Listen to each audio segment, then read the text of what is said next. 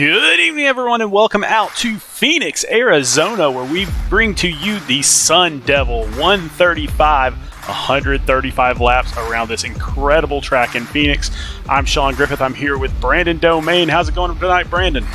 Oh, it is not too bad. Getting ready to, it looks like we're looking out over a Phoenix sunset right now. So obviously a good night and a good racetrack that normally leads to some, normally a lot of sketchiness, but a lot of good racing as well. It's a unique racetrack, especially with that dog leg there that really takes some strategy to play out. You got to be careful on that thing.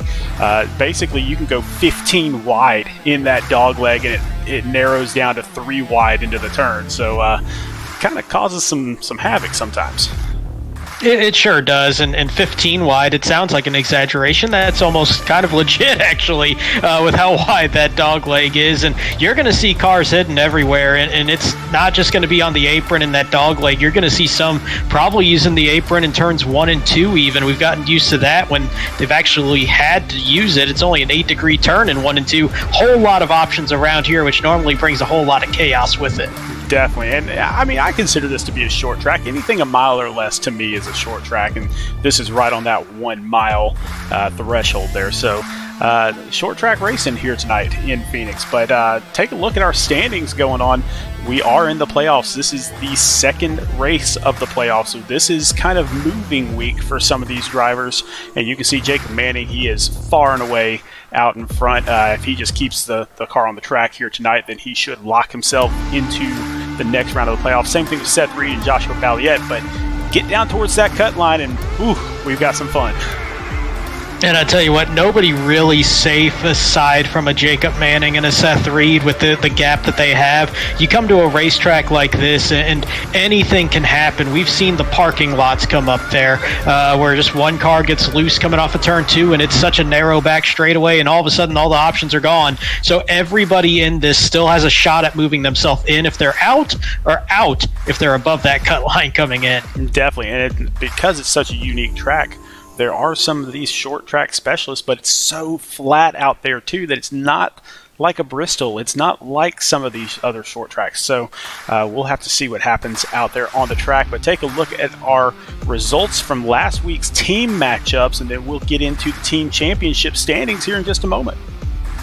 Yeah, and last week we really only saw one close contest, and that was JW and Phoenix, 2 of the top teams that we have in the league right now. That was a JW edge by just 11 points. The rest of it, pretty much a wide margin there. You saw Tank, another one of the top teams this season, with a dominant win over Jonathan Byer Racing at the Charlotte Roval. Highline and Blackout, both those teams already kind of out of the playoff picture, and they're sitting there with Highline getting that win to draw them level with Blackout and Murray Reedy Motorsport. They got to enjoy that road course last week with the bye.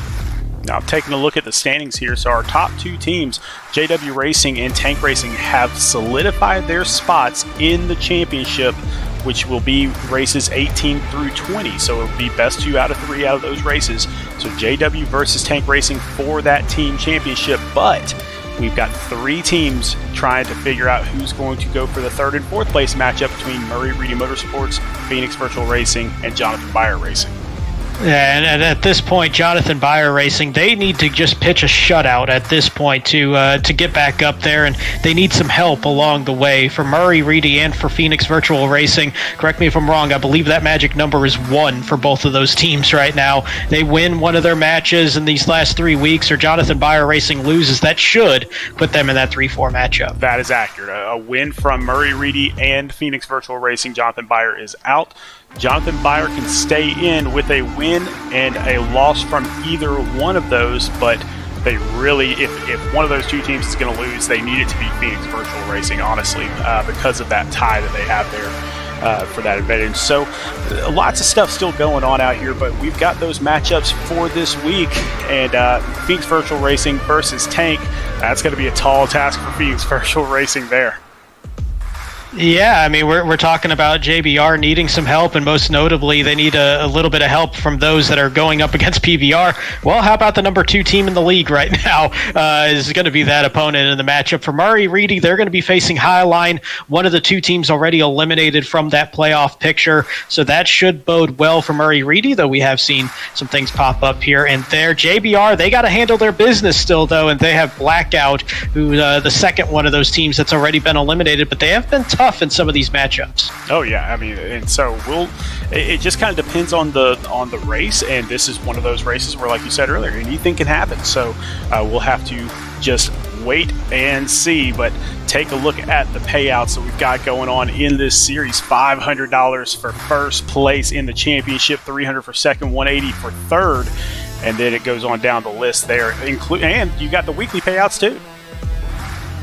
Yeah, those weekly payouts, I mean, at this time of the year, we start looking at the season, but those weekly payouts still a nice little boost there. $30 to the race winner, $20 for second, third through fifth, picking up $10 each on a $10 weekly buy-in for the series. So you're getting your money back with the top 5 at the very least. So a lot to be racing for some of the guys that even aren't in that playoff picture now. Yeah, only 27 cars on the track here tonight. So one of the lightest races we've had all season.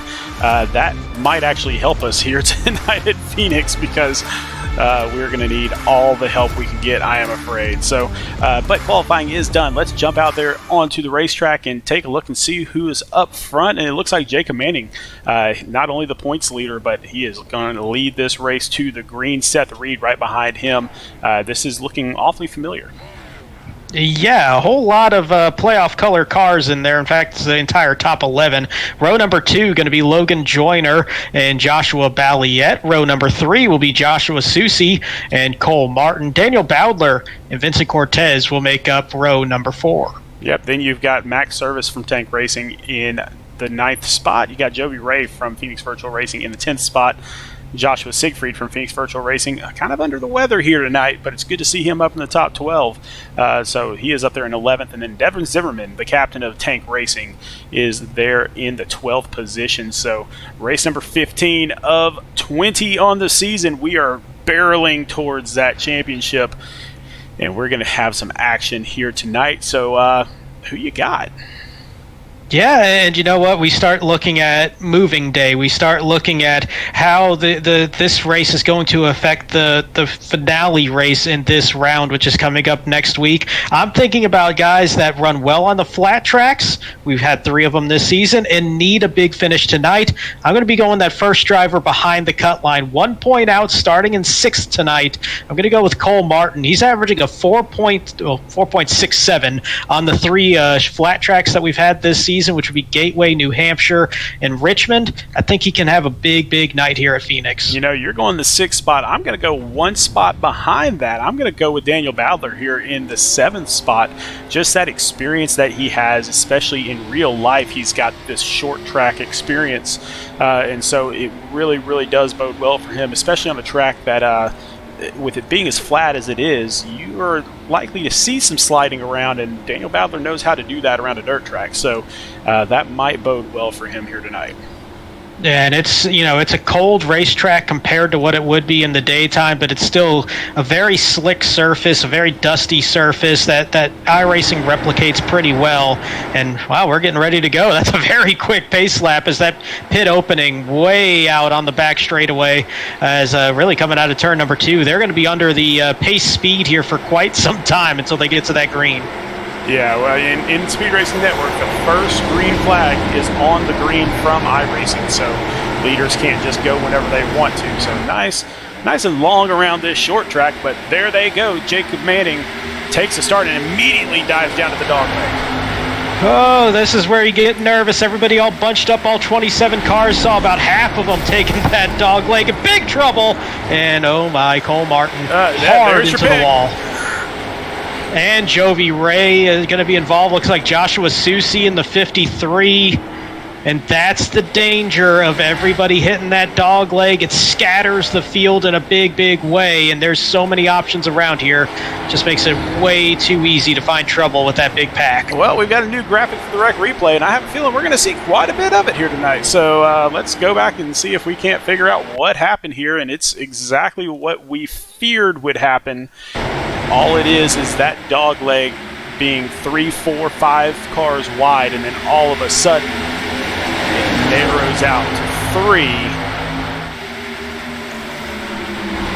And it almost looked like some net code there. Yeah, little net code between Bowdler and Susie, and that just launched Susie towards the wall, and Cole Martin and Jovi Ray and got the 82 of Adrian Schumacher also, all just kind of innocent bystanders in this thing. And yeah, that's net code there. Yeah, I mean, they had it. Oh, Vincent Cortez, a hard hit. Who just got the roof landed on by Cole Martin? Is that the 24? Sure. That's Jovi Ray. Well, there's a car on the inside, a white car. I almost want to say, not quite sure who it was. It might have been Max Service. Let's find out here. The 96 Logan Truitt. Yeah, and Truitt. Yep. So Austin Reedy got a piece of that as well. So already starting off with damage here tonight, and whew. I mean, I'll say it, Cole. Sorry, did not mean to cause that by picking you tonight, but man, that's a rough way to start this one for sure, but a long way to go. A lot of cars going to have some trouble here in this race, though this is going to thin out that field pretty quickly. But that is the nightmare scenario. I mean, we talked about it at the start of the broadcast. You get that dog leg that you realistically could see 6, 7 wide at some point during the race, and we about saw that as they were kind of fanning out there after taking that green flag. And you got to get it narrowed down at some point. The net code didn't help, but it was still going to be very tight. We were looking at 3, 4 wide going into turn 1. Yeah, and one of the real struggles is, a lot of these guys use spotters, computerized spotters. And when you're that wide, when you're that spread out in the dog leg, it doesn't really tell you kind of where you're at until they're back above that yellow line, if I'm understanding that correctly. So if that's the case, then you might not know that there are 2 cars beneath you. You might think there's only 1 because you can see it out of your side window, but that might not be accurately projected there. So that causes some havoc as well. It does, and there's also the thing to think about too. Traditionally, the rule of thumb is if you go below that yellow line, it's your responsibility to safely rejoin the track. But you're just coming up on that so fast, and it does, especially early on with the cold tires, it really wants to kick you around once you get back up onto that racing surface, because there's a little bit of banking. It will mess with you a little bit on these cold tires, and you just kind of lose the handle pretty quick. And we are back at it again with another Silverback Tax Solutions green flag. If you want the green, go to Silverback Tax Solutions and get your tax returns done there. I tell you what, that first lap, that didn't scare anybody. We were still seeing 5 wide going through that dog leg with the way that they fanned out, and looks like we're going to have a whole lot cleaner of a run here through 1 and 2 this time by. Yeah, once it gets spread out after 3 or 4 laps around this place, people are starting to figure out what they're doing. And so, yeah, if we can just get a few clean laps as we go back into the dog leg again, let's see if there's any trouble there. It looks like they're starting to figure it out pretty quickly. Yeah, and it doesn't take long to really get it spread out around here, and I think you're right on that 3 or 4 laps. My rule of thumb is once you get at a track like this, you get about 5 laps in, all of a sudden it opens up that possibility to see a nice long green flag run. You just got to get to that point where there's going to be a little bit less side-by-side battling. Well, up front, Jacob Manning has broken away from the pack. That's probably the safest place to be. Logan Joyner right behind him in second. Seth Reed bringing it up in third, but Daniel Bowdler jumping into 4th position there. And so Seth Reed. There's something going on there. I'm wondering if there was a penalty that was assessed on the initial start. That's probably it.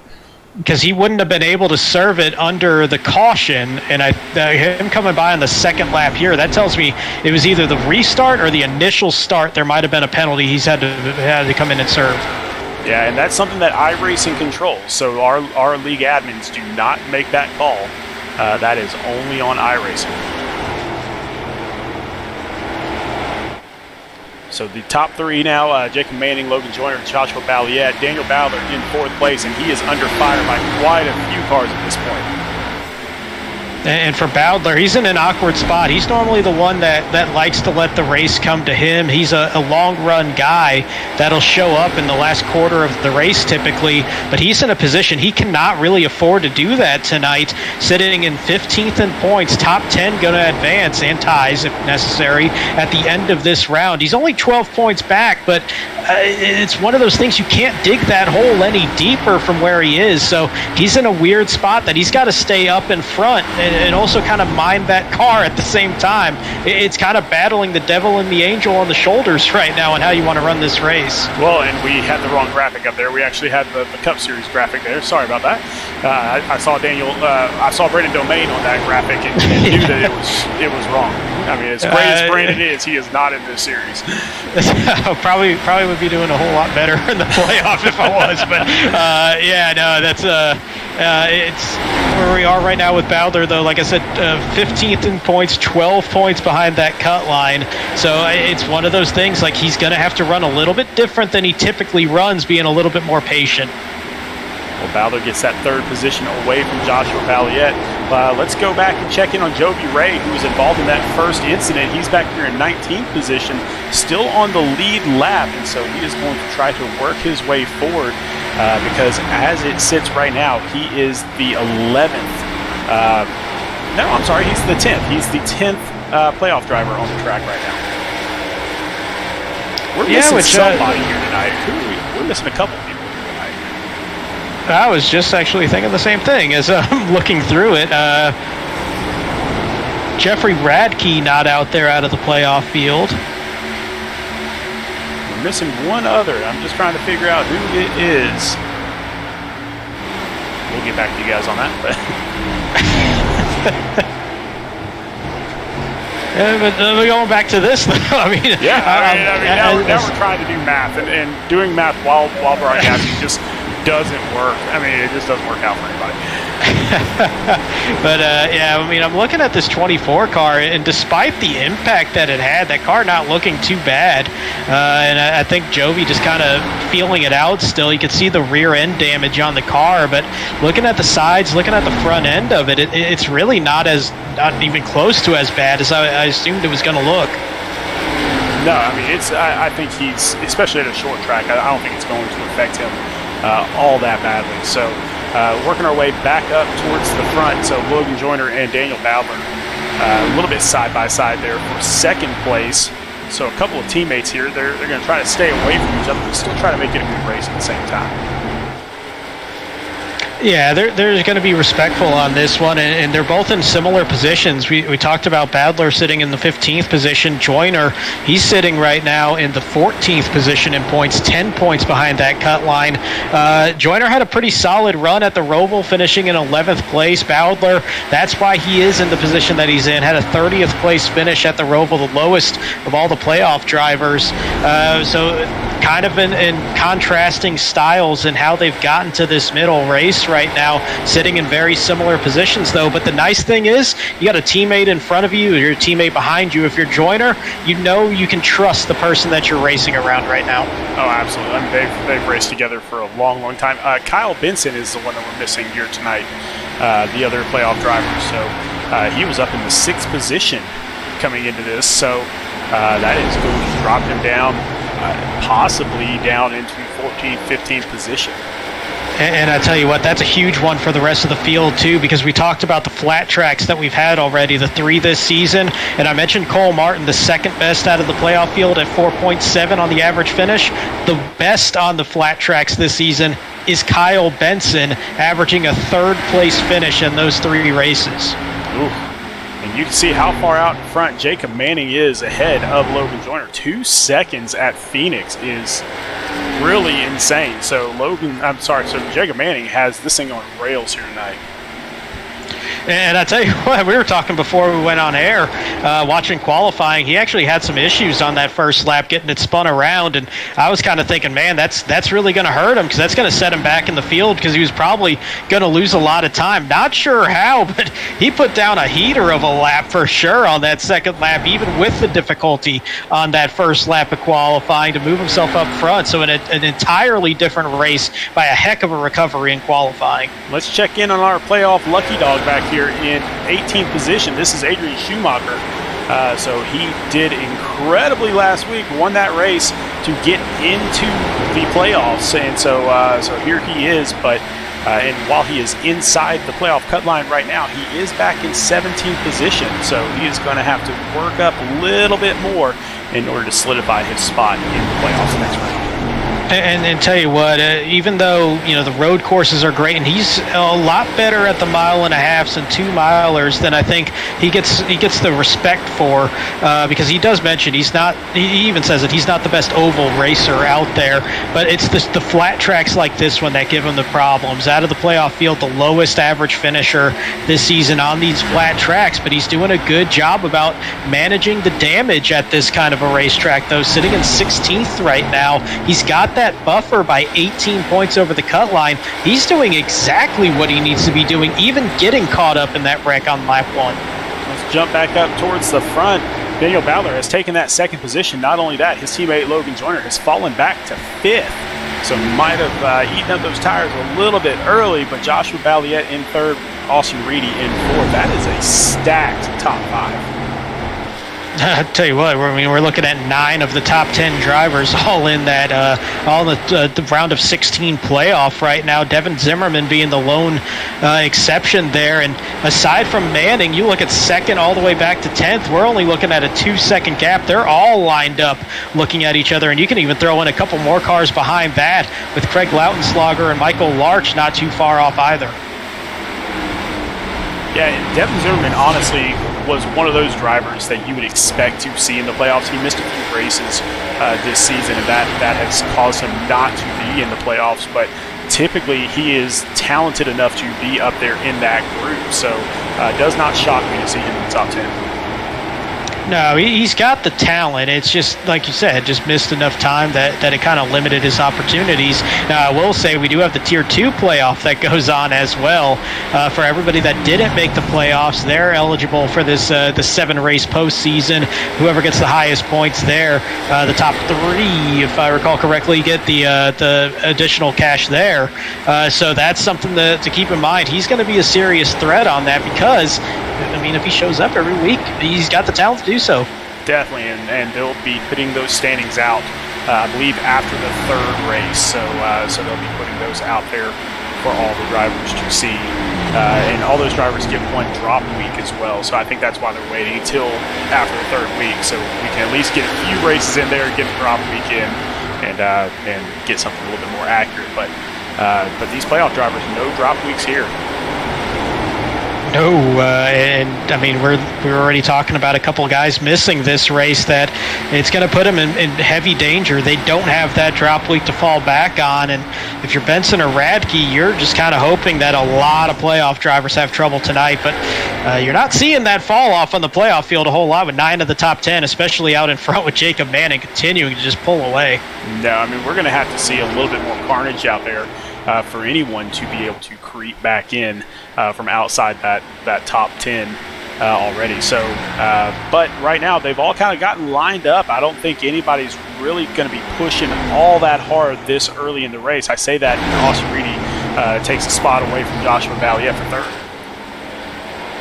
It made a nice move there going into turn number 1 there that last time, and he's going to complete that pass on the inside. Now Logan Joyner going to try to take that look onto the inside of Joshua Balliet. Balliet still having to hold about 2 grooves high, but they're 3 and 4. You can make that work pretty well by using that momentum. That big dog leg cut, still holding the speed really well for Balliet, and that should keep Joyner at bay. Still got the nose there, just barely to that left rear quarter panel, but I don't think, Balliet going to keep that spot. And while all that's going on, Jacob Manning just keeps extending that lead. So up to 2.75 seconds right now. And just really, really incredible drive. It's going to take something special or lap traffic to hurt this guy. And one thing that's really interesting, too, is you kind of get used to Phoenix, and we've had high caution counts here. Aside from Season 2, when we had 4 cautions, we've had 9 and 12 in the other appearances here on the Xfinity schedule for Phoenix Raceway. I think a lot of the drivers might have been thinking, hey, we're going to see a lot of cautions, be a little bit aggressive on the pace on these, and just kind of burn the tires a little bit because you're going to have that time under caution. We're not seeing that right now. Just that one caution, and what that's also going to do is open up this possibility of being a 2-stop race on fuel, because they can get about 60 laps on fuel on a 135-lap race. This is going to open up this playbook a little bit on how you're going to work the distance of this race. I mean, you can undercut, you can break it into thirds. You can also say, hey, I think these pit stops might bring out a caution, and maybe I want to stay out as long as possible and try to get the advantage. Whole lot of strategy can come into play with the way that this race is developing. Taking a look at Vincent Cortez here in 6th position, up a couple spots from where he started, putting a little bit of pressure on Logan Joyner. These guys have known each other for a while, racing a bunch of different series here in Speed Racing Network. So no surprise to see Vincent towards the top of his list, but he definitely wants one of those signature wins this season. Yeah, he's one of those guys that I think we just kind of wait for that win, and he's picked up a couple in SRN over the first 3 seasons, yet to get one here this season, and this would be a perfect time for it. He's sitting 12th in points, 6 points behind that cut line. He's doing what he needs to do here in this race tonight, but it's one of those things, like, you just know he's itching for that win, as is anybody that hasn't gotten one yet, or even people that have gotten one, but it just seems like he's getting closer and closer and closer and just waiting for that dam to break.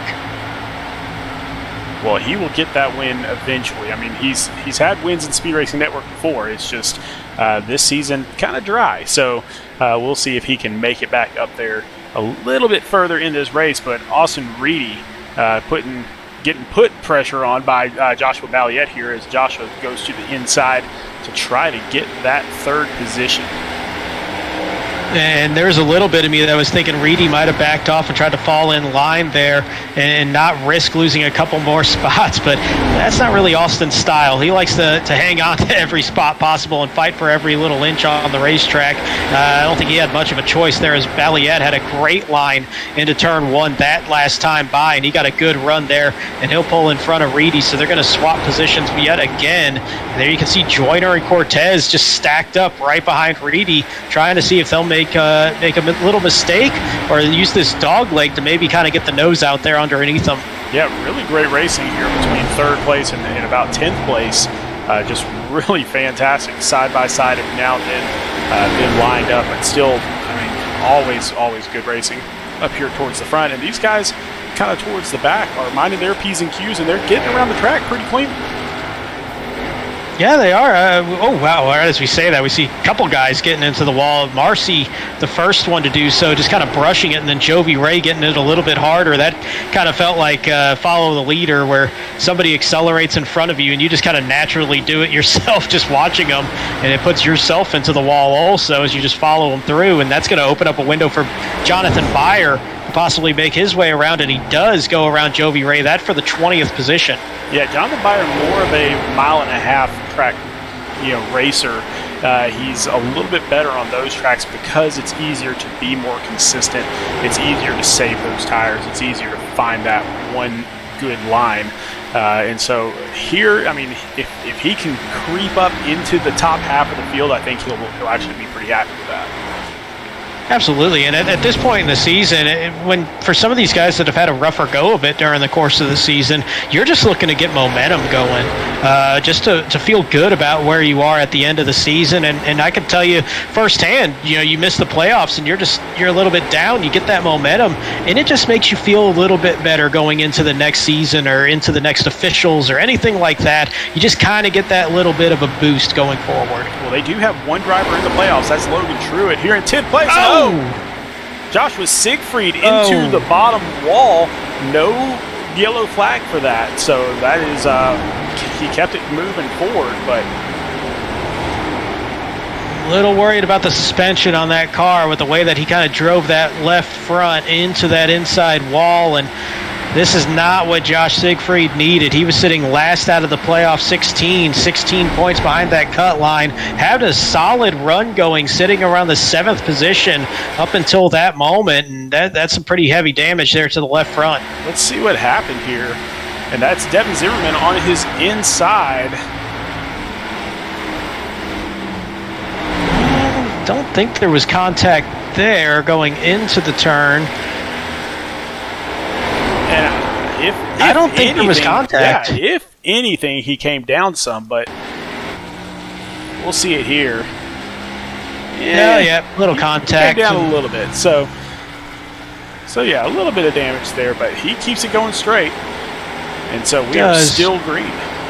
And I tell you what, if I'm Josh right now, I'm sitting here thinking that pit window is wide open right now for a lot of guys that are going to try to break it into thirds. That's at lap 45. If you got damage on that car, and you just take a couple laps, kind of feel it out, and then make that pit stop, get some fresh tires, and kind of feel better about where you are once you know what that car is going to respond like. Yeah, especially if you know that you're going to have enough fuel. Even after cutting into thirds, to have a few extra laps there, it might be a good idea to come in early before all these cars get in there, just so you have that free pit road and that free exit as well. Yeah, and this is where it's going to be interesting because this is such a treacherous racetrack. And I feel like the PA announcer on Days of Thunder using the word treacherous there. But it's one of those things like, you know, the pit exit and entry isn't that bad. I think the worst part about the pit exit is that you're exiting right at that dog leg. So, you know, it gets a little hairy there if you got somebody not knowing you're exiting. But it's a pretty easy pit road to get in and off of.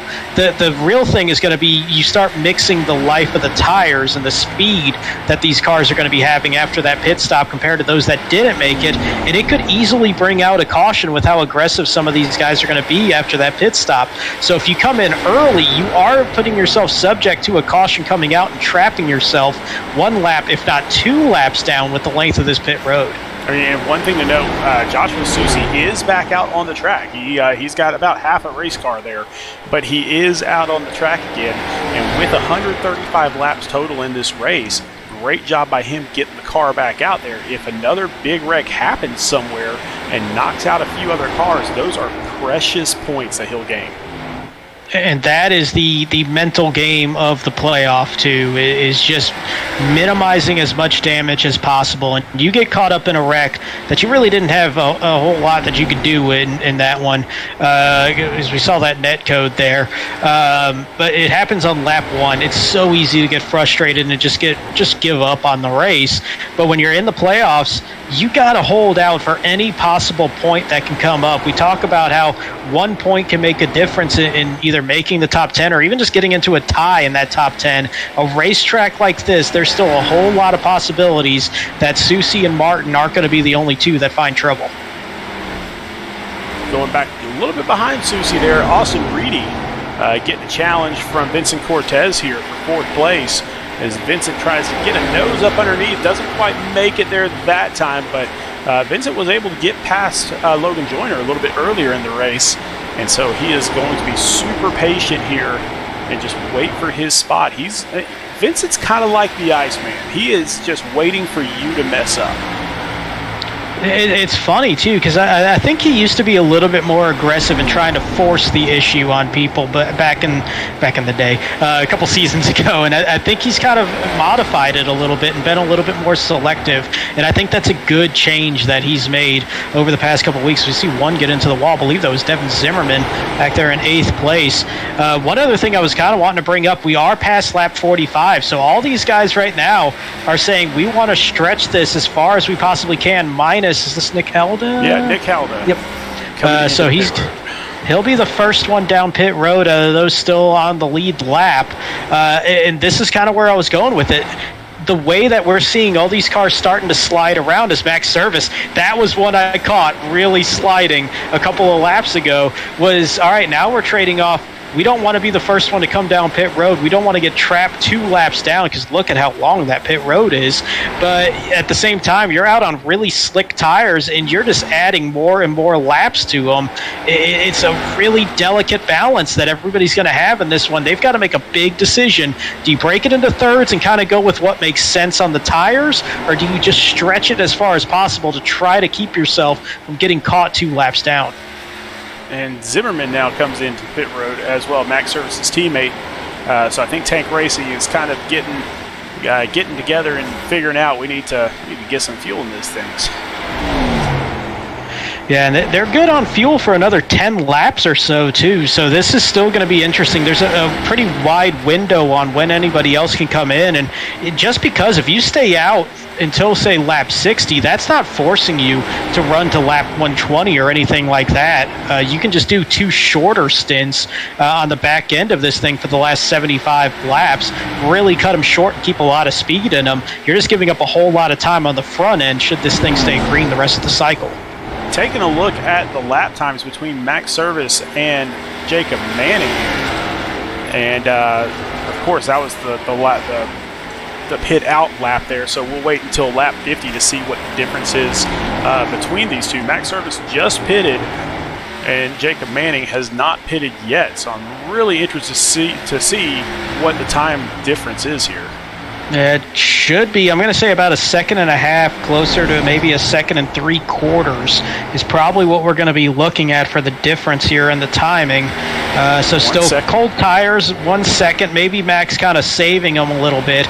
But, I mean, we're looking at in practice and qualifying, we're seeing low 27s. They're running low 29s right now if you're Jacob Manning. So there is going to be a heavy gap. This might be a little tire saving looking at the way that this race is playing out though. Let's see what this lap looks like. So yeah, 1.1. So between 1 and 1.2 seconds per lap difference for those cars that are coming in early. Lucas Lyons in for his pit stop as well. And it's been a while since we've seen such a large window where anybody can make this pit stop, and I think part of it is because we've seen a little bit more road courses, as we got another one that's Chris Bishop making his pit stop this time by. So we're looking at 80 laps to go at this point. You can come back in on lap 95, cut it in half if you came down this time. So there's still a whole lot of wiggle room left here. There's, I would say, a good 6 or 7 laps left because of that caution that we had on lap 1. So there's still a little bit more time for these guys to kind of play alternate strategies. Is there any thought at all right now of cutting this thing in half? It's asking a lot, especially with how green that this race has been thus far. I would be shocked if we see anybody stretch it to lap 65, and then you still have 70 laps to go. So I think you're asking a whole lot there. We'll know for sure. Now, keep in mind, it's about 60 laps if you're keeping it with fresh tires, you're staying aggressive on the throttle. I don't think you're going to be able to save 7-8 laps on one tank of fuel, keeping in mind that we have the 75% fuel cell in the series. So I don't think they're going to be able to stretch it that far, and I think the amount of cars that we're seeing starting to trickle down pit road is kind of giving you that sign that that's not going to be the case. Yeah, I'm starting to see that with Michael Larch and Tyler Murray coming in. That's Austin Reedy as well coming into pit road for his stop. So 3 of our leaders getting into pit road, but the leader himself has not yet. And wouldn't it be interesting if he was the last one to pit here just so he could try to go wire to wire? Yeah, it would be putting him in a pretty rough spot, though, at this rate, because we saw that 1.1, 1.2 second difference, even with a little bit of tire saving. And Max Service, I'll tell you, out of anybody that's going to come out of the pits with fresh tires and still save tires a little bit, it is Max. Just a really good long-run racer. So we could be seeing a little bit higher than 1.2 seconds. That gap, I mean, it's a 3-second interval that he had in that lead, 3.5 seconds. He stays out too much longer than everybody else. He's putting himself subject to falling back into the pack. He will have fresher tires at that point, but he's going to be giving up a lot of time on the front end. I'll also put this out there. Jacob Manning, who has just been completely solid all night long. This guy, he has not really extended that lead out from where it was originally. So it was about 2.75 seconds about 40 laps ago. And it's only 3.1 before these pit stops. So sure enough, the rest of the top 5 coming into pit road. I was about to say, they're kind of forcing his hand now. Everybody else inside that top 6 all came down this last time by.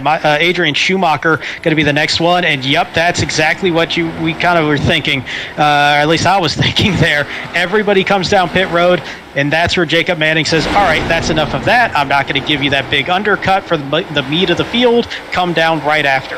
Well, Adrian Schumacher pitted on lap 2 with damage, and so he will possibly assume the lead here. Yeah, he's gonna make the pass right here. He will assume the lead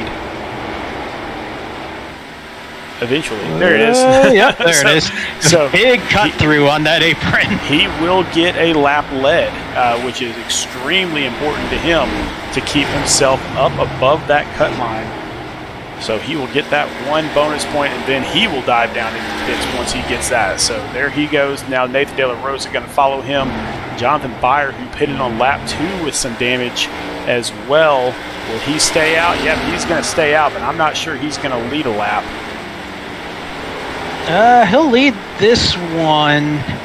And I'm wondering if maybe he was kind of helping out his team a little bit, knowing, he's got a couple drivers in the playoff here, and knowing that who was behind him still hasn't pitted, and one that actually has and is closing in on him is Max Service. Maybe staying out a little bit longer, just trying to keep anybody else from leading that lap. Now he's got to bring it in. I'm guessing the fuel about out at this point, and so he'll come down after leading a lap. But he did cut off Seth Reed, and I believe there was one other one there, forgetting off the top of my mind, that was about to assume that lead away from him and came in that time after Byer went by pit road. So Service will pick up a lap lead with that big undercut compared to everybody else, but he's going to be on significantly older tires. He's going to have the oldest tires in the field short of Nick Halda, who's running in 9th. So 15 laps already on these tires for Service. And I just don't see him holding off Jacob Manning, at all. I mean, Manning's only 1.3 seconds behind to begin with and on fresh tires. So I have a feeling this is just a matter of time before Manning gets around all of them. But he's got 2 cars between him and Max Service right now. He's got Devin Zimmerman there, and he's also got a lap car 35 of Joshua Marcy. And twofold, too. Devin Zimmerman, teammate of Max Service. He's also on the same lap as Jacob Manning, so that is a pass for position. He wasn't going to make it easy, though. It was a big cut through on that dog leg, though, with those fresher tires, about 12-lap fresher tires than Devin Zimmerman. So a lot of grip there, and that made it pretty easy for Manning to get away. And you can see him pull right up to that back bumper of Max Service. We'll see him get down to the inside pretty quickly, and this is not going to be a difficult pass for Jacob Manning. No, and we're going to see that fall off here for Service and Zimmerman with the older tires. I would say the next one to keep your eye on as Manning does complete that pass, he does get clear, is look at Austin Reedy there, only about a second back. He's that 4th car in line, similarly aged tires, only about 3 laps older. Joshua Balliet behind him, 1 lap older tires than Jacob Manning. So those are going to be the 3 to really keep your eye on at this point. Just kind of going back in the pack and seeing if we've got this is a position pass here. So Austin Reed will take 3rd position away from Devin Zimmerman. Going back in the pack a little bit, you got Nathan De La Rosa making a pass on Michael Larch. This is for 16th position, so kind of back in the pack a little bit, but every position matters. It does, and this is going to be some passing for the Tier 2 playoff once we get all that scoring sorted out. So still, every point going to matter for everybody that's racing out there for whatever reason, whether it be the team, the playoffs, or the Tier 2 standings. A whole lot still out there for everybody to be racing for.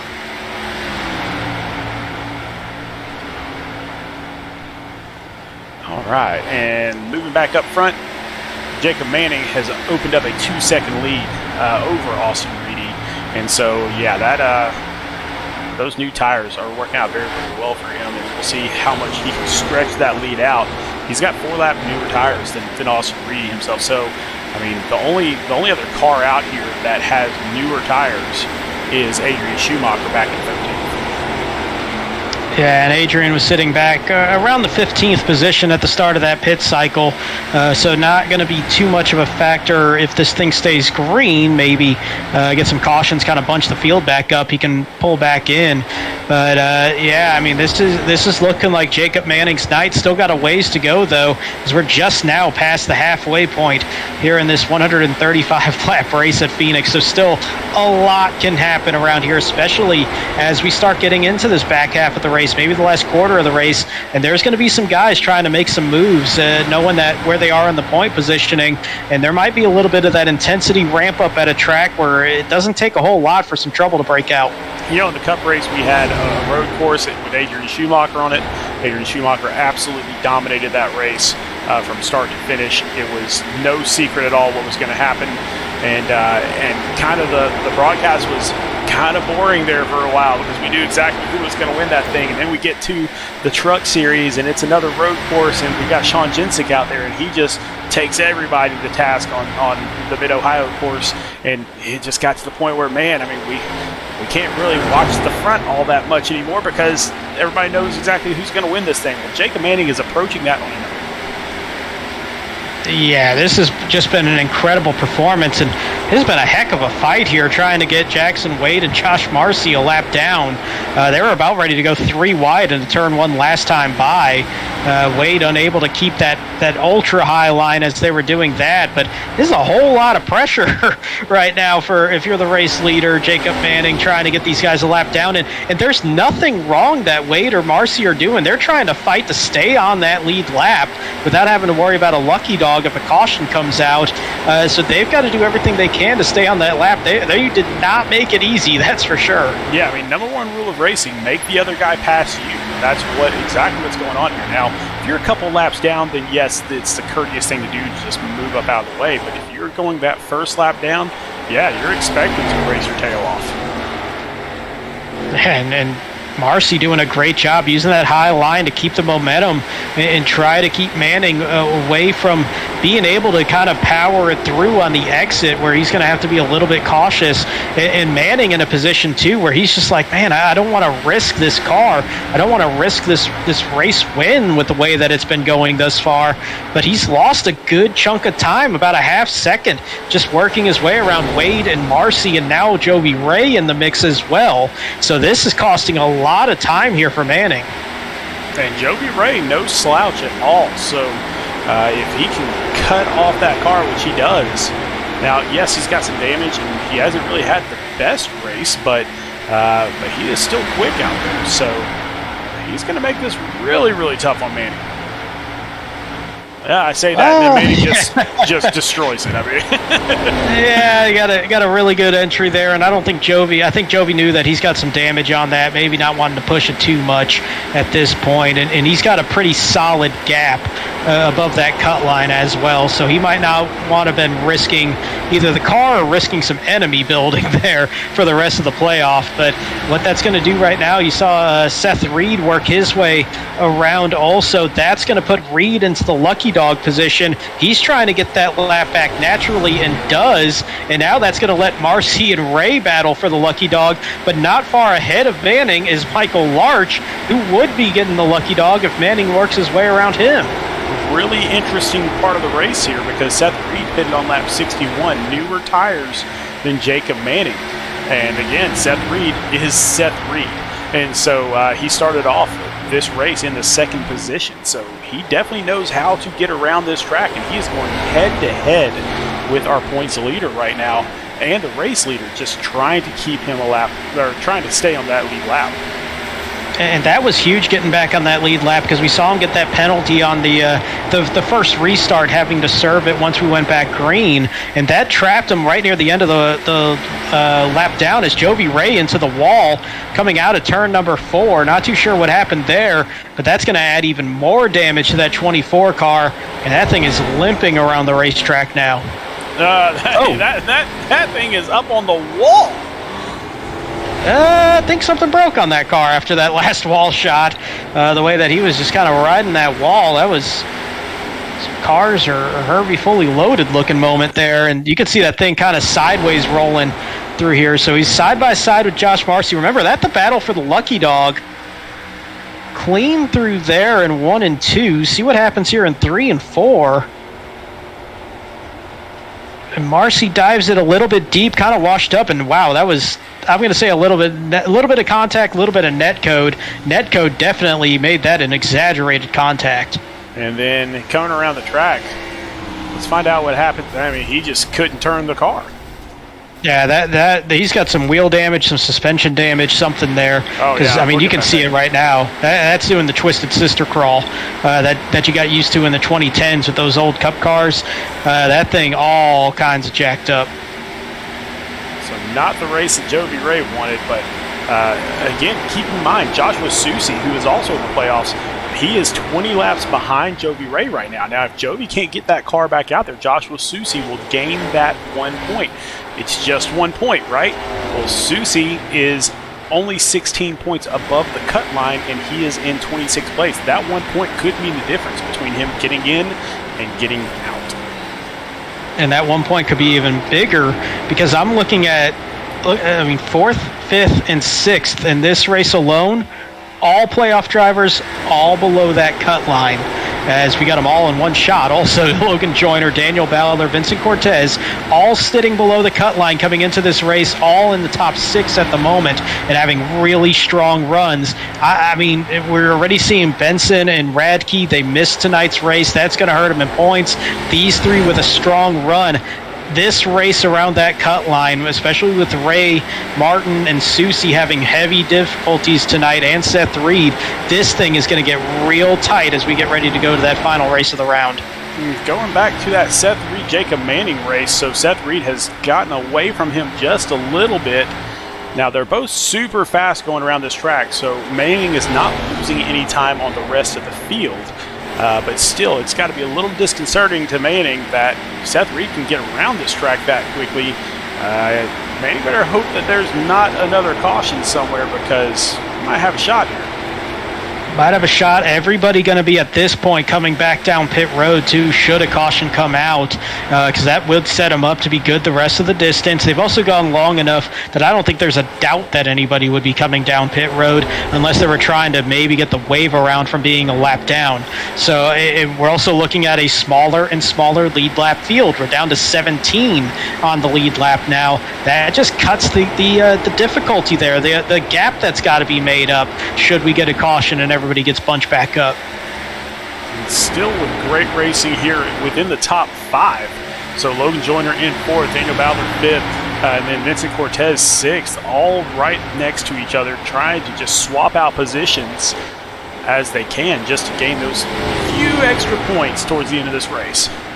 Also got Austin Reedy just in front of them. He's trying to get around Jonathan Byer. So that'll be the 3rd place car. So we got 1 second, not even a second, separating 3rd all the way back down to 6th. Just really great racing here tonight, and only 1 yellow flag so far tonight. So really, really impressive drive for all these Xfinity drivers, where this is one of those courses where people, they see it on the schedule and they think, wow, this is going to be a cluster. Yeah, I mean, there's normally even more to that, but yes, there is. I can't say it on YouTube. Yeah, they normally do kind of have that fear, and especially, I mean, we've seen the amount of cautions here at Phoenix. We've seen some high caution counts on the flat track so far this season. It just comes with the territory with this style of racing. But I think we had a little bit lower of a turnout. That adds to a little bit of a gap there. We did lose a few cars on that lap 1 incident, or at least for temporarily lose a few, and that just added to a little bit more space, and you're looking at a lot of guys in that top 10, and 9 of them are all playoff drivers. I think there's a lot of patience right there, knowing, hey, we're 9 of us in the top 10, we're all having a solid run, why are we going to risk it trying to be ultra aggressive early in this race? We're getting down to the last 45 laps, last third of this thing. That intensity might start ramping up about now. You got to remember that we've got Texas coming up next week, the Lone Star 150. So same day, same time as normal. but that is going to be the cutoff race getting into the next round. So all of these drivers that are just shifting around everywhere in the standings, that is the race that they are looking forward to. And Texas is one of those tracks that everybody is used to. So, we've got a yellow flag. Woo! Oh, we got Bo Tiffany, Nathan De La Rosa. I also saw Tyler Murray's name kind of light up also. Oh, close moment there for Joshua Susi. But yeah, just we had a nice 85-lap run come to an end here. Well, let's go to a rec replay and see if we can't figure out what happened here.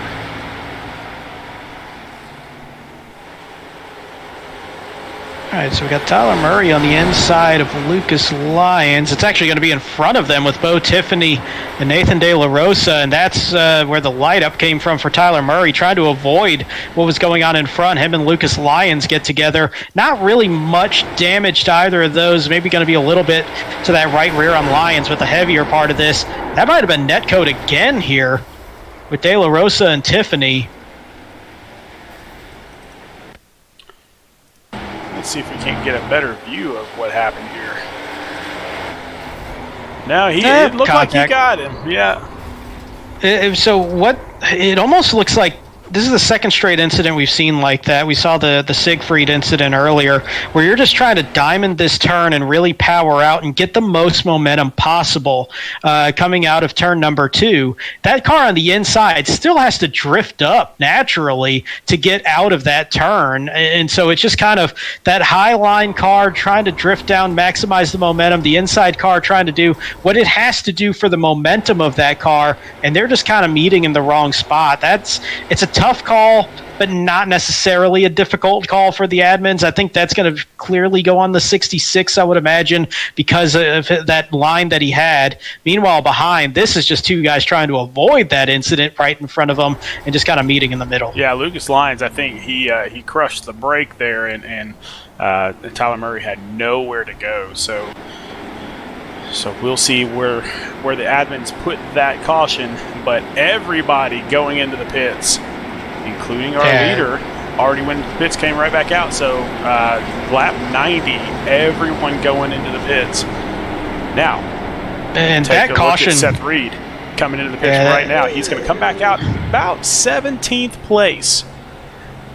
And so, tell you what, he's going to come out a little bit farther up than that, I think. I'm not too sure if he got passed by Manning just before that caution or not. He's coming down a lap later than everybody else. That, or it was just the time getting around everything to come back by and just came in later. But it's a little bit of an awkward timing there. But looking at, actually, you know what? Yeah, because we did have a couple cars wave around. So I think Reed is going to wind up about the 14th, probably. 14th position, yeah.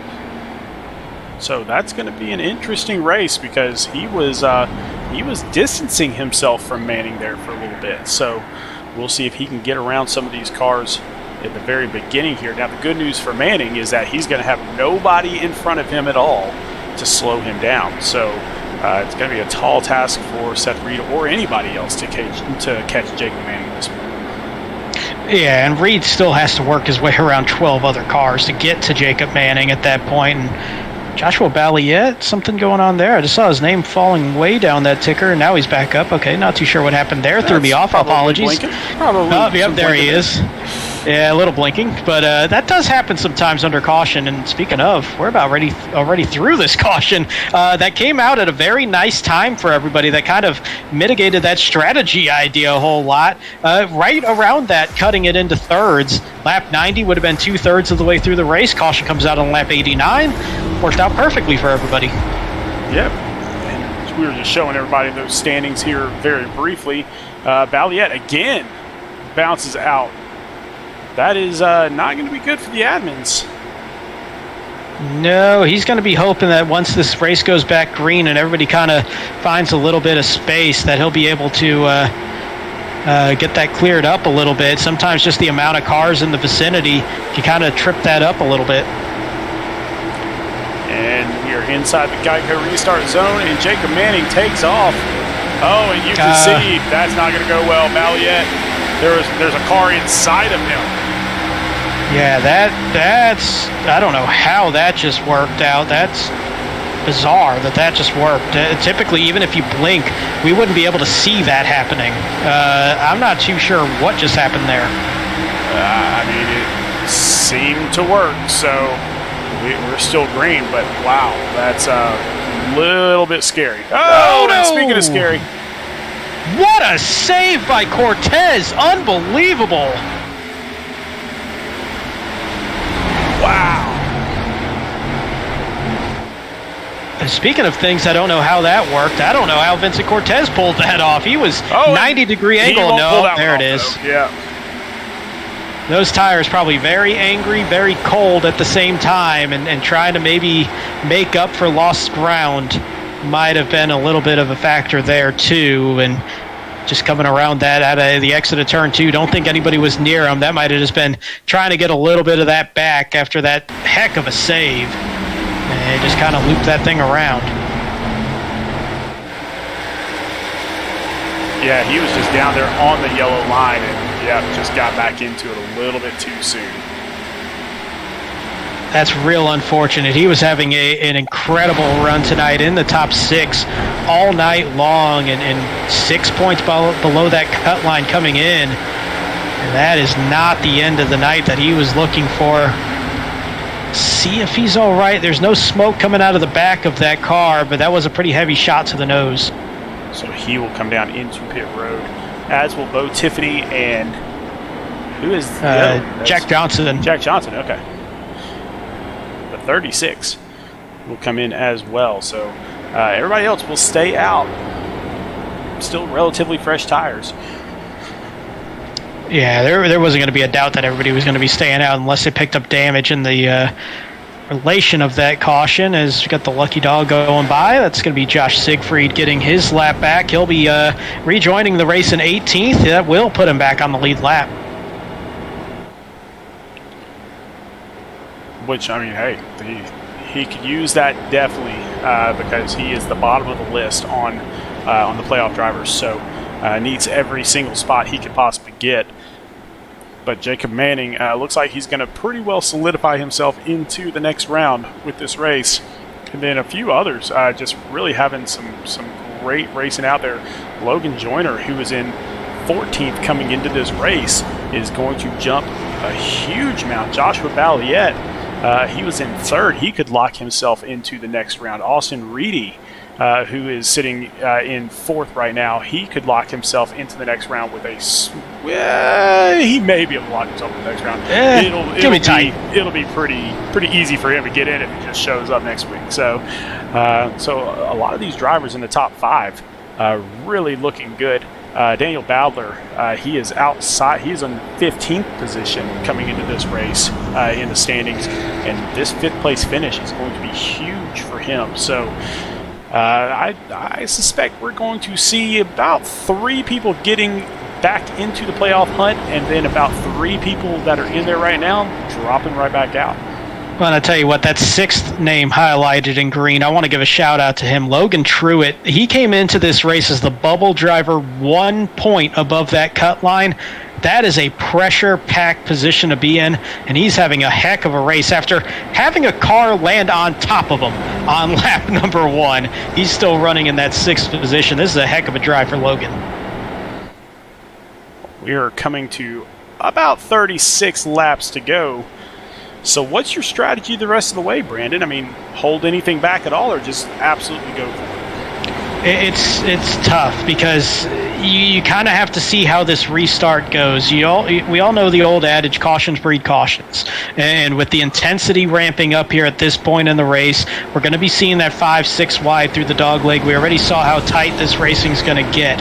I think if you maybe hold back a touch these first couple laps, and if it starts to go green, that's where you have to go. The problem is this is still a pretty long run to the finish if it does stay green the rest of the way, so you can't be overly aggressive on these tires or else you're just going to be falling back through the field. This is a really tough balance right now, and you kind of have to play it by feel. In the infamous drone cam coming to the restart zone. outside choice by Manning, by the way. That's an interesting call. A little bit of a wheel spin there, and that's going to give a huge advantage to Logan Joyner in the inside line. Oh, little contact. Oh, this is going to get messy. Oh, a bump. Jacob Manning into the wall. Hard into the wall. Bowler turns around, and we got our yellow flag, and Bowler got hit on the engine there, so that's going to damage his car. Seth Reed with a heavy nose shot as well. He worked himself back up into the top 10 coming out of that dog leg. Wow, that was... Wow. That wheel spin set all that up on that restart. Let's take a look.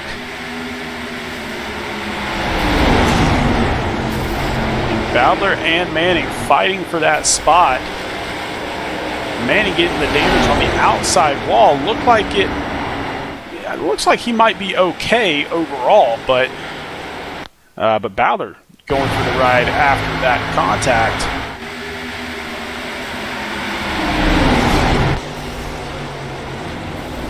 Oh, and Bowler almost getting that thing saved, but just that pack right behind him. That's a heavy shot between the 6 and the 51. And it sounds like gets some of it too. It sounds like iRacing tripped on a penalty as well, maybe? Which probably came from that wheel spin. It's a heavy hit from Michael Larch. I saw Chris Bishop a little contact. This thing just got messy real quick after a really clean race for the first 85 laps. And yeah, it does look like iRacing called a penalty on Logan Joyner. Now, I do see that being cleared. So he's saying, hey, there was a wheel spin. I can't help that. And that's going to be something we've seen this season.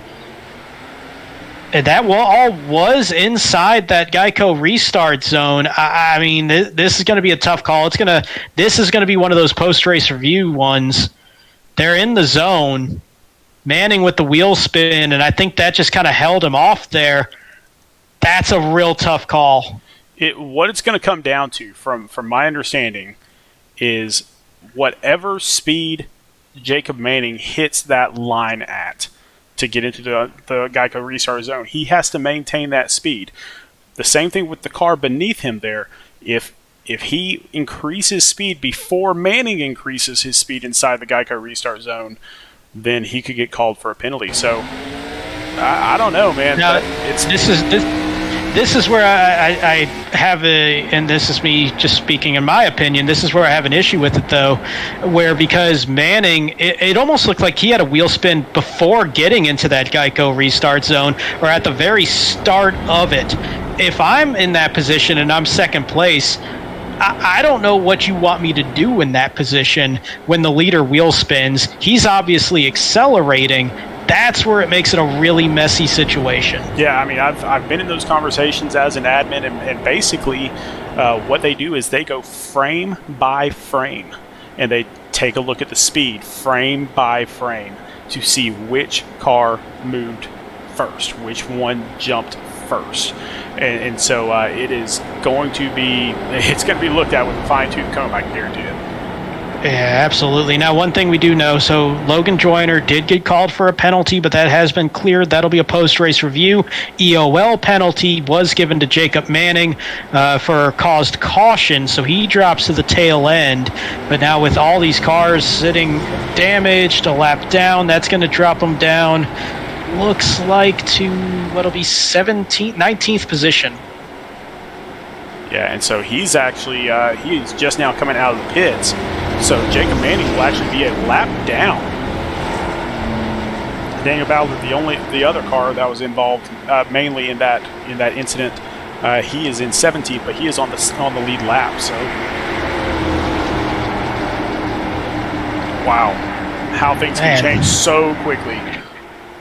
It's what we were saying. Cautions breed cautions, and everybody getting so amped up right now to get to the end of this race. There's a lot of points up for grabs, a lot of positions to be had, and all of a sudden this race opening up for Joyner, Reedy, and everybody else. And take a look at Logan Truitt right now sitting in the third spot. Joshua Balliette in the mix. Max Service there.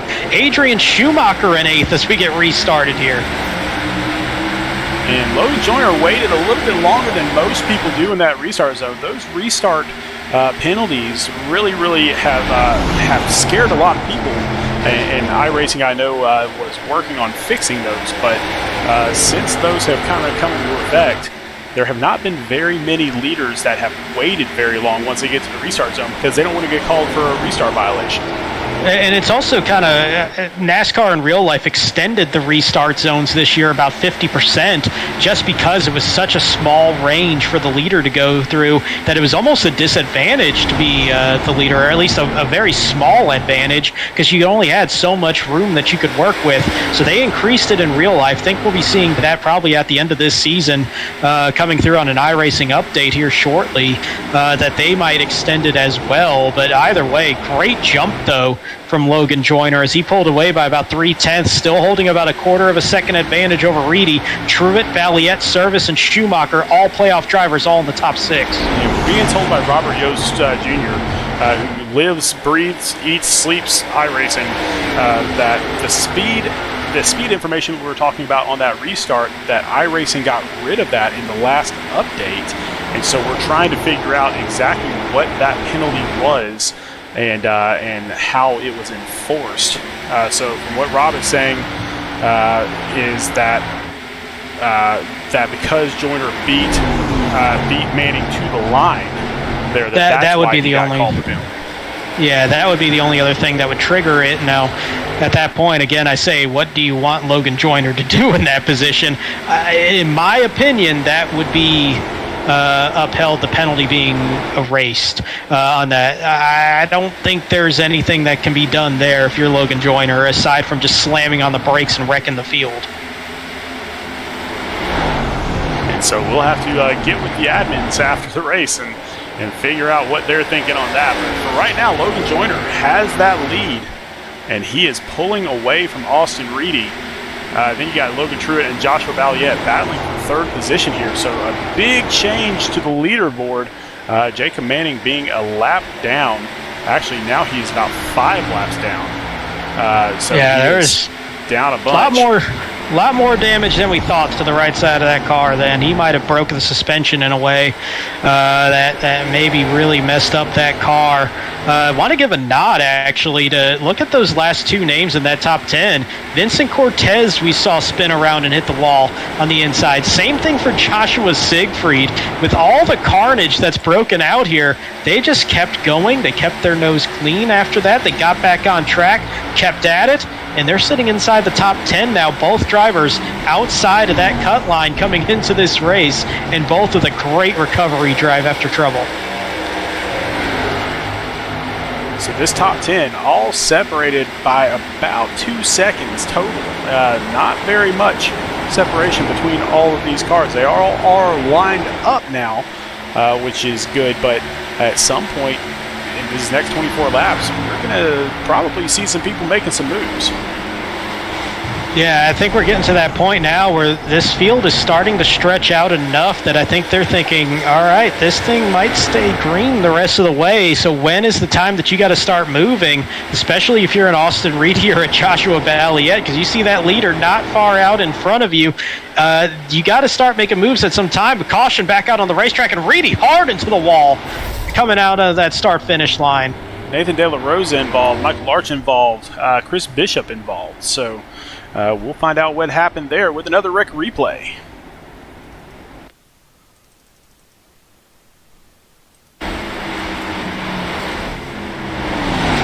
So we'll take a look and see what happens with Nathan De La Rosa here. Already a bunch of damage to the car. And yeah, they just get into each other. I want to say, was that Bo Tiffany? Yeah, that was Bo Tiffany there, and wow, Daniel Bowder. Huge hit, so that'll end his night. So looking at that, it almost looked like De La Rosa kind of did a good job of keeping it off the 49 on the exit. He had a pretty good run here, and he keeps it off, but I think when he tried to kind of make sure he kept it left, it just got loose and he drove it back up to the right. That, or he thought he was clear and could move up in line and just wasn't quite, and they kind of made that contact there. Man, we were having such a good race, and just lots and lots of carnage here towards the end. It's expected at a track like this, but still, you sometimes hope, or you usually hope to have, something a little bit better. But Logan Joyner coming down pit road.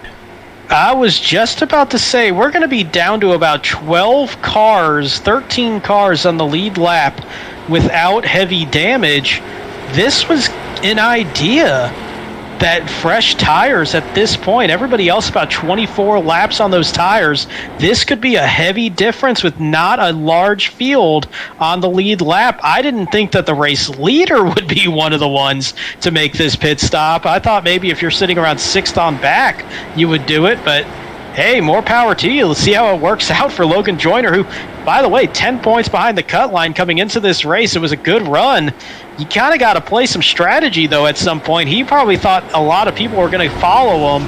And honestly, I don't think it's that bad of a move. It might work out all right with how few cars we got out there on the lead lap. I mean, with 20 laps to go, if they can get a long run, then it could be the best move out there, because he is going to come out of this thing with 25 lap newer tires than anybody in the top 10, really. So definitely a home run hit here, but or swing at least. We'll see if he can actually hit a home run. Yeah, he's going to come back out. It looks like just 16th. Lost track. 16th. So 16th.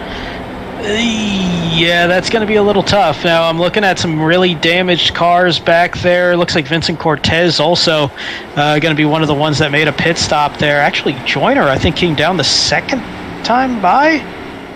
I'm seeing one lap difference for a few guys. I'm seeing that as well, and I believe you're correct. So still a little bit newer, not much newer, but Adrian Schumacher, and Vincent Cortez, Nick Halda, and Lucas Lyons all came down on lap 13. So Logan is going to not only have to use his talent to get around them, but use those new tires to get around the other cars in the top 10 in front of that. So we'll see if that can make a difference. That suddenly became more of a head scratcher now, because there's going to be 7 cars with similar tires now that move in front of Joyner. I'm not too sure. If he gets back up into the top 3, maybe we get a chance to ask him about that one. The cars take that slow turn around turns 3 and treacherous turn 4. See, I used your wording. There we go. Days of Thunder. And Austin Reedy takes off. And he will get a very good jump. Mid-pack, I just saw about 5 wide trying to work through into turn 1, and they somehow made it work in turn 1, but it's going to be super tight on the exit of turn number 2. Look at that flurry of cars right there, all trying to work their way through and all trying to pick up as many spots as they can in a hurry. Man, they made it work. And Joshua Balliet, who we saw having some blinking problems. Oh, what around at 4? Oh, that's Zimmerman.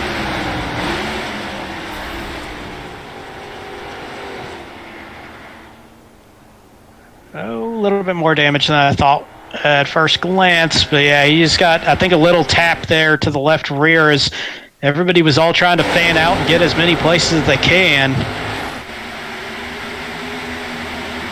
So he's going to be in that white and gold on the outside. And Nick Halda is kind of in the middle. Pretty hard hit there for Josh Marcy as well on the inside.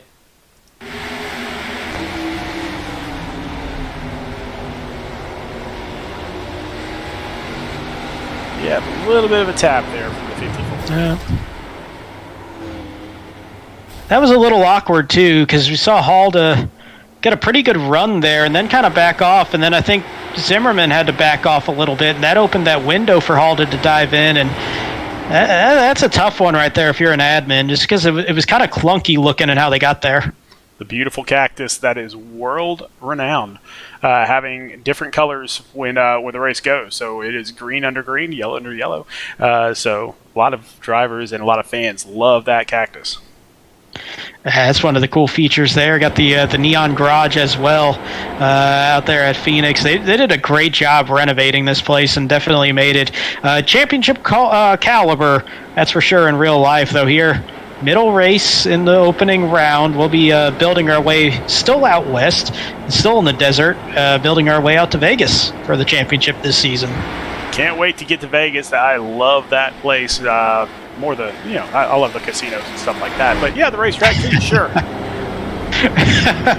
Well, hey, you hit enough at the slots at the card table. You can afford one of those driving experiences out there at Las Vegas Motor Speedway. Exactly.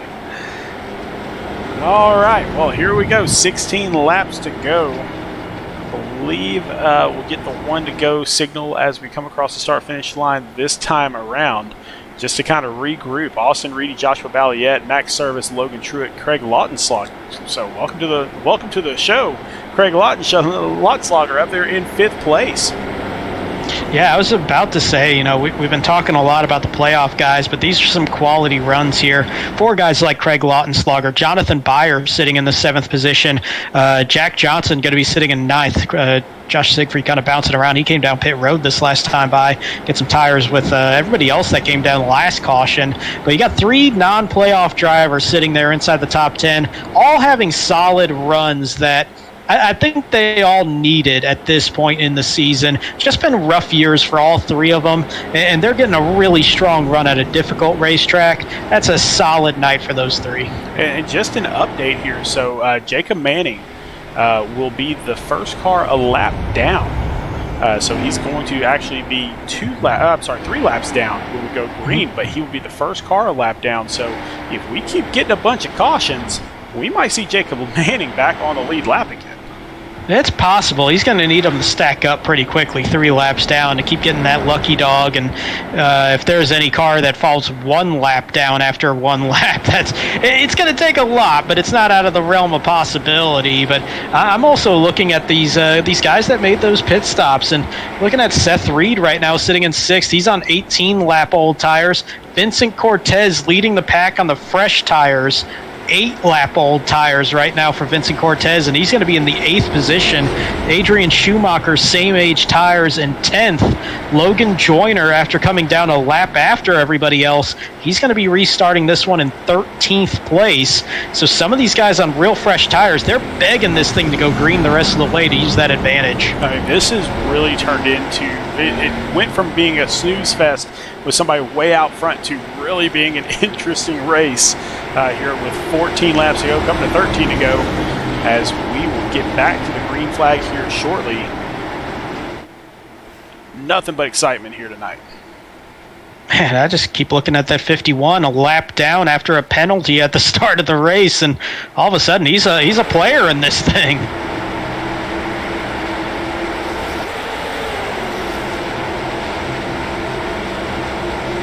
Here we go. Austin Reedy takes off. Joshua Balliet on the bottom side. He will defend his position there on the bottom.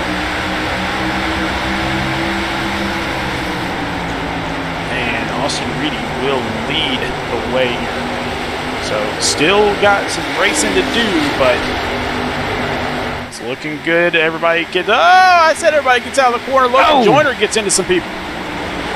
Joyner, I think there was Siegfried nearly spinning. Heck of a save by Josh Siegfried. I think Josh Marcy was the 3rd car involved in all that as well. But unbelievable that they keep that going, and everybody on those fresh tires is thankful that this thing just stayed green. Except for Logan Joyner, who had the freshest tires of them all getting into that, so that's going to drop him back a little bit. Hopefully he can get that thing back up to speed and get going again. But Seth Reed has moved up into that 5th position, and he is tucked in right behind the 81 of Max Service, just waiting to get his shot to get past him. Keep an eye on that high line. Vincent Cortez, Adrian Schumacher, 10-lap fresher tires than Reed. They're in that batch with the freshest tires of them all, and they are moving through that field. They restarted 8th and 10th. They're already up to 4th and 7th. We had talked about Vincent Cortez needing that one win, that signature win. Could this be it with 11 laps to go and fresh tires? Does he have it that he can get up there and catch Austin Reedy and Joshua Balliet? Meanwhile, Joshua Balliet cutting through that dog leg. Big run on Austin Reedy. He's going to get the nose out in front of Reedy. He'll clear Reedy for the race lead. While that goes on, Vincent Cortez gets to the underside of Logan Truitt. He will take third position. He's going to try to get to the bottom of Austin Reedy here in the next couple corners. Best friend for Vincent Cortez right now is going to be that this race stays green the rest of the way. He's got the pace compared to everybody else out there right now. He's going to get the nose to the outside of Austin Reedy as they work their way through that dog leg on the front straightaway, still side by side as they hit turn 1 and 2. And he is going to take the top side. He's going to come off this corner, get a really, really good push coming out of the corner, and he's going to take second place, sole possession of that, and now he looks towards his teammate. Vincent Cortez, the class of the field right now, ever since this restart, already up 6 positions in 5 laps. 1 spot remains, and it's his teammate Joshua Balliet in front of him. And so you know they're going to fight tooth and nail for this position, but they're going to do so cleanly. They're going to give each other room, and Joshua Balliet gives him probably a little bit too much room as Cortez goes to the bottom side and goes for the lead. That had all the feel of Joshua Balliet just kind of saying, I know I'm beat here. I'm just going to try to hang on to second place, but he's still fighting back pretty hard on that outside line, trying to use the momentum to keep up. But this dog leg, I think, should be the difference going into turn number 1. Cortez with that big run. He's still side by side, though, not quite clear, but he's going to have a pretty good run here through 1 and 2. And that 23 right on the edge of being clear. Caution out on the racetrack as Cortez takes the lead.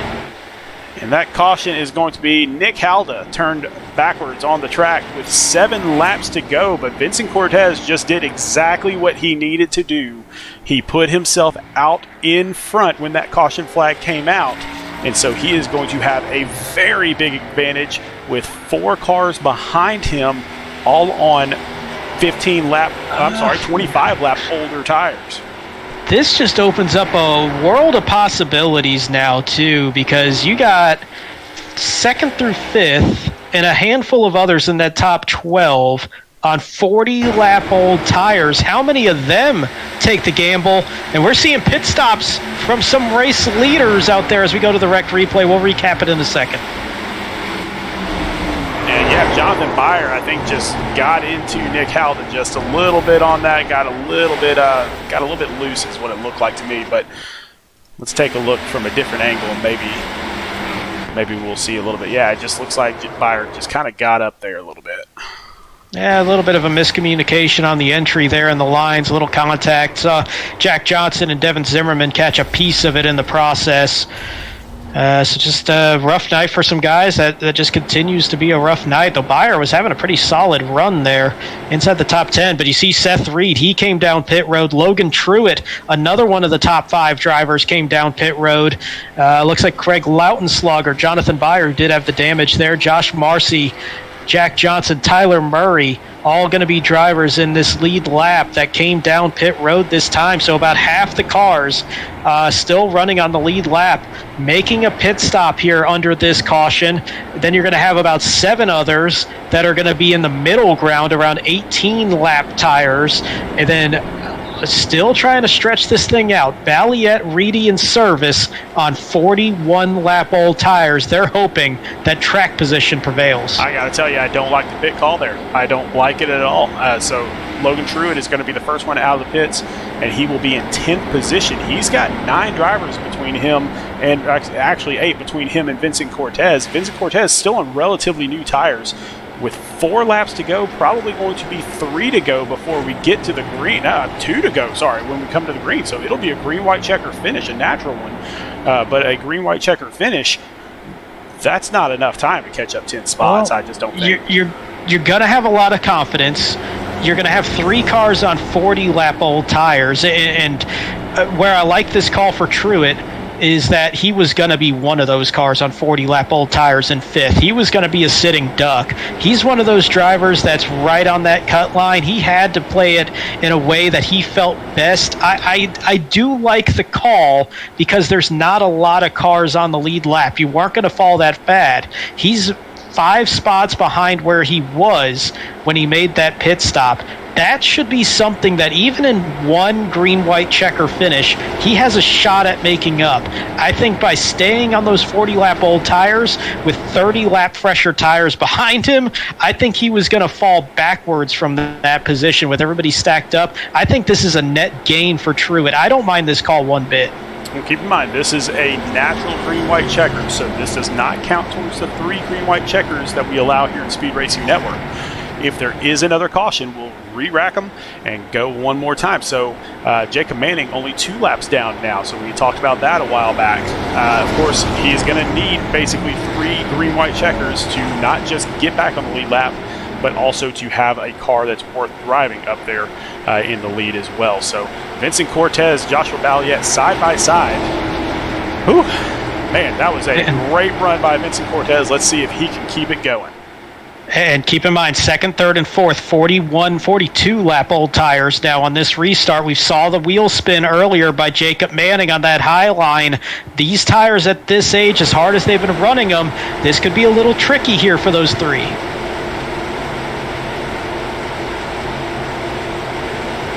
Vincent Cortez takes off and gets a great jump.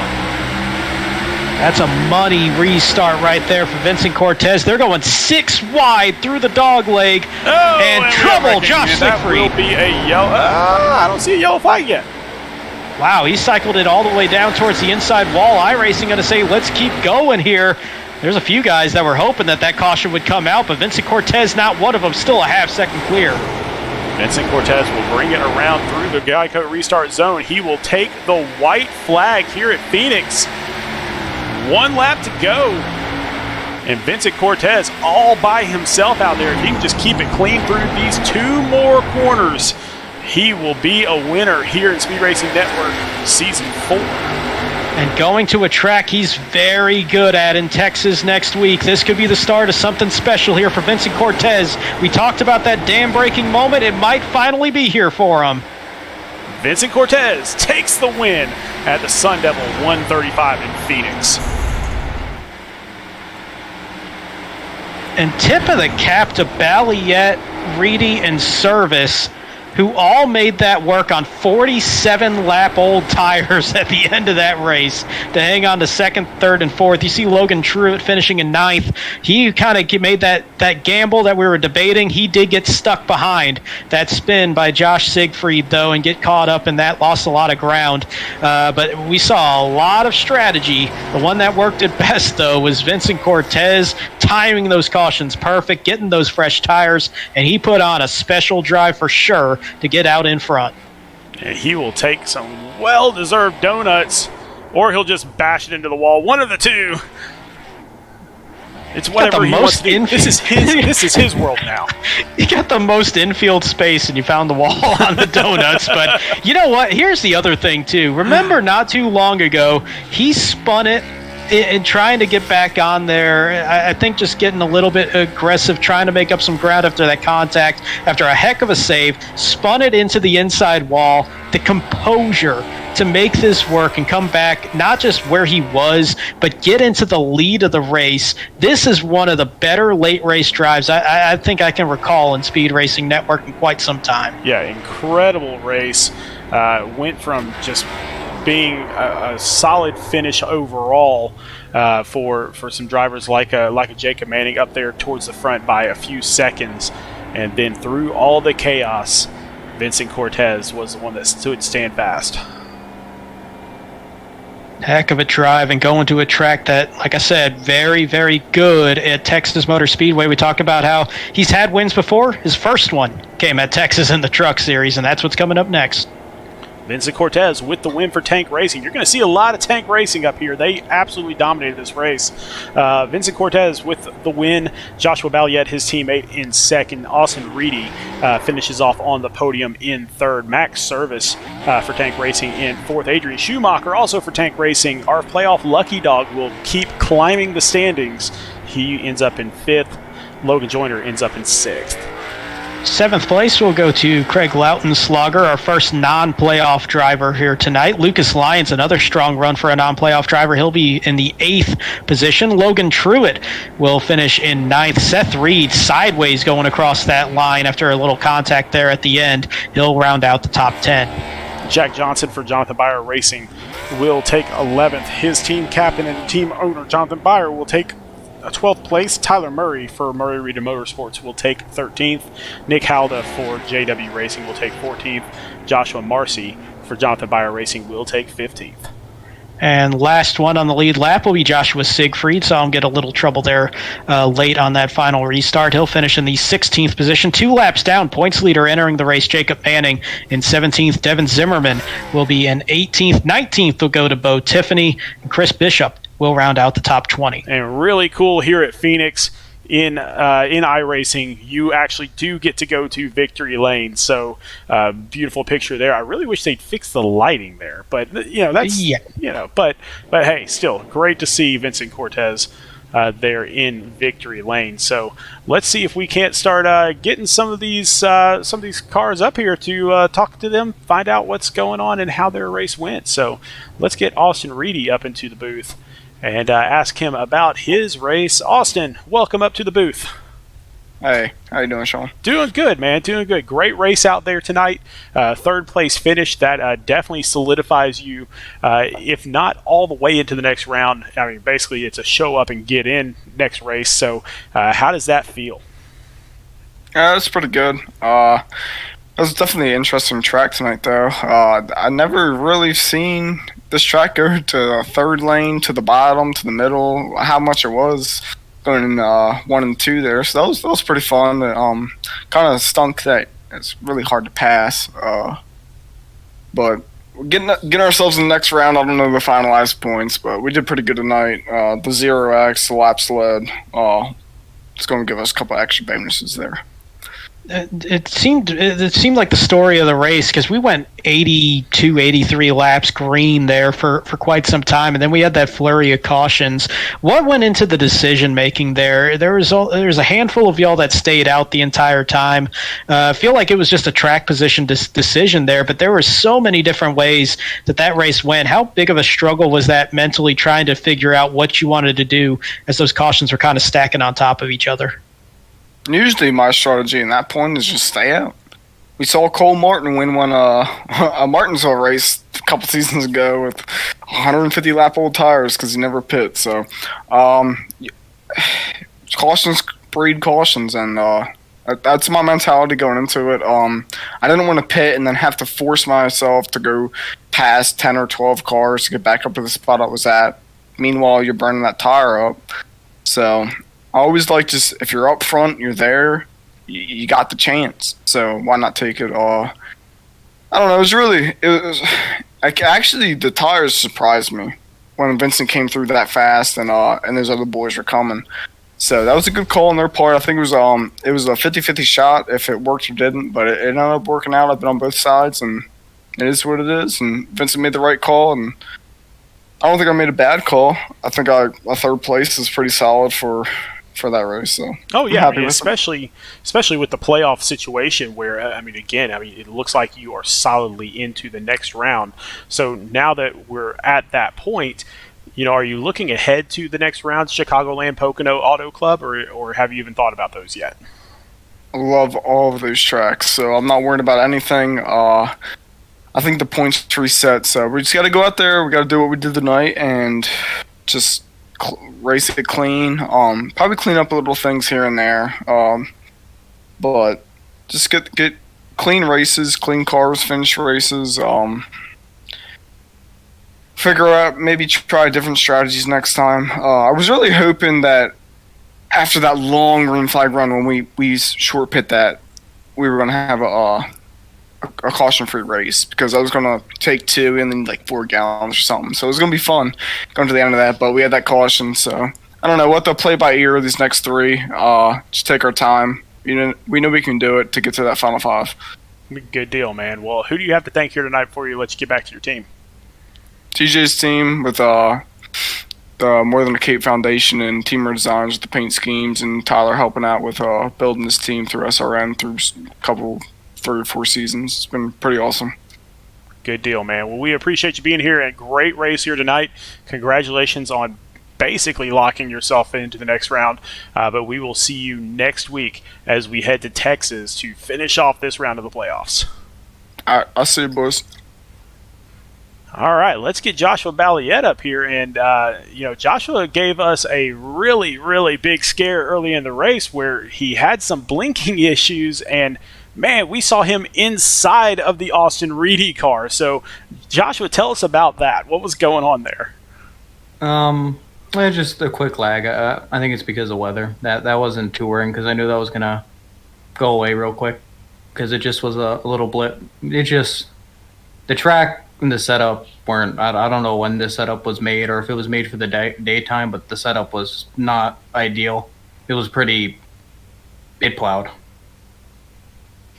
Either way, I mean, you had a good handle on it tonight, though, for sure, with that second place finish. And where you were in the points coming in should be, I guess we could say, unofficially lock yourself in to that next round. So you can, I'm not going to say look ahead from Texas, but you can start kind of looking a little bit more at that second round. And we get into some interesting races there. But how's that mentality go from looking at Texas next week? Still wanting to get through that one, obviously, but also knowing that you can kind of start looking to that next round. No, that's pretty good, but my mindset's always the same. I want to try and win the races. I felt that I could have if lap cars didn't wreck midway through the race. I think I had a very good shot to win the race because I was catching Manning back after I cleared the second. Then it just became a little bit of bumper cars at the end, but I had plenty of speed, I think, to go win this. Happy for Vinny that he was able to win this because he's had a pretty rough stretch this season. So just try and keep bringing speed, and that will, iron itself out however it works. Definitely, man. Well, who do you have to thank here tonight before we let you get back to your team? 110 Anesthesia Associates, Healthcare Billing, 213 Simware, Vader Zim Designs, RJ Bishop Design, Berg Arts, Vinny for winning this race. Congrats to him and all my teammates for helping me out during the season. All right, man. Well, congratulations on a second place finish. Congratulations on basically making your way into the next round of the playoffs, and we will see you next week as we head to Texas. Thank All right, let's go down and see if we can't find our race winner, and I am sure he is going to be thrilled to be up here. Vincent Cortez, welcome to Victory Circle. Oh, yeah. Hey, man, congratulations. Great race out there. And, Brandon and I had been talking during the race saying that you've been looking for that signature win this season. Is this that signature win? I would hope for a lot more, but the way it's trending, it's one win this season and then choking it in the championship. But, it was a crazy race. We just, a teammate, Mal and I, we didn't really have the track position. I feel like we're both really fast here, but we're just stuck in the pack, and it's so hard to pass here because everyone in front of you can just drop a gear and get that exit speed. And I'm not really comfortable with that, so it was hard, but we got that lucky caution. When I spun and I hit the wall, and I was like, there's no way anything can go right anymore. I was like, it's over. My birthday's in 2 days. The birthday curse continues. And then we got lucky. I think the pit lane opened when the leaders passed it, and we were able to hop in there and get 4 freshies. And it was. We got a few lucky cautions too, but yeah, man, I was sending it. That was, I was saying at the end of that race that it feels like the dam just needs to break for you. You just need that one big win, but also that's one of the better late race drives I've seen in quite some time. And you mentioned that spin, getting into the inside wall, just the composure to get back from that point, utilize all those brakes with the cautions timing out and the way that you got those fresh tires compared to everybody else. And then just driving through that field, that had to just be a rush. And to get that win, and also looking ahead that you got Texas next week as you try to hold on to that spot now as you're above that cut line. That's a pretty good track for you too as well, where your first win came from. So how do you feel going into next week? I feel pretty good. I mean, the last time I won there was way back when I was still racing trucks, and the cars are, or I guess the truck and car is completely different. It's a little bit harder there to drive, but I can't remember when it was, but I did a next gen race here in SRN there, and I feel like we had a strategy to win. Just my internet didn't think so. But yeah, definitely very confident going in there. But yeah, that was a pretty crazy drive. I kind of surprised myself right there. Well, man, it was a great race for you out there, and hopefully we'll see more of it as we get deeper into the playoffs, especially next week at Texas. But tell us who you all have, who all you have to thank before we let you get back to celebrating here tonight. As always, Tank Racing. We don't.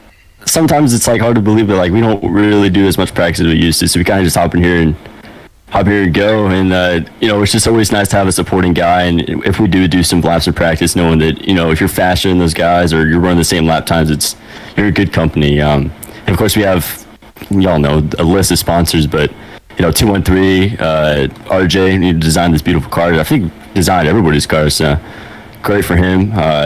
Burgarts, he helped. I think it's Max's scheme that he made. So very talented guys over there. 203 Simulator's been on camera a few times, and the paint scheme I have on right now, the sponsor's Pissed Off TV. You guys might know manager. He just had a kid right now, and I know it's not much, but this one's dedicated to him and his family. I feel like it's a good sign. Winning with this, and they just had some good news there. So this wins for them, and yeah, thank you guys, most importantly, broadcast, and take your time out here today. Hey, man, we appreciate you being here, and we appreciate the win that you had here tonight. Hopefully you keep this thing going and make a run deep into the playoffs, but we'll see how that works out next week as we get to Texas. Until then, man, have a great night. Happy birthday, by the way. Thank you. It finally broke. The birthday streak's over. I had about two chances to win, very near my birthday, and it finally happened. Man, that's awesome. Congratulations. Thank you, guys. All right, Brandon. It was a great race tonight, but we got another good race coming up, the Hollywood 180, as we head out to California. Yeah, that last chance in the opening round for the Cup guys. I know I'm one of those that need a lot to happen, but it's always a interesting racetrack. Even in real life, I think the next-gen cars really just figured out those 2-mile ovals, and that's where we're going to be in those next-gen cars here on Tuesday night. I think that's going to be a heck of a race with so much on the line and so much pack racing that can happen there. That's going to be a heck of a show that I don't think anybody here wants to miss. No, definitely. So definitely come back. February 28th, that's next Tuesday, coming up 8 p.m. Central, just like always, as we head out to California in Hollywood. So let's have some fun out there. But until then, for myself, Sean Grover, for Brandon Domain, for everybody here at Speed Racing Network, always remember to go faster.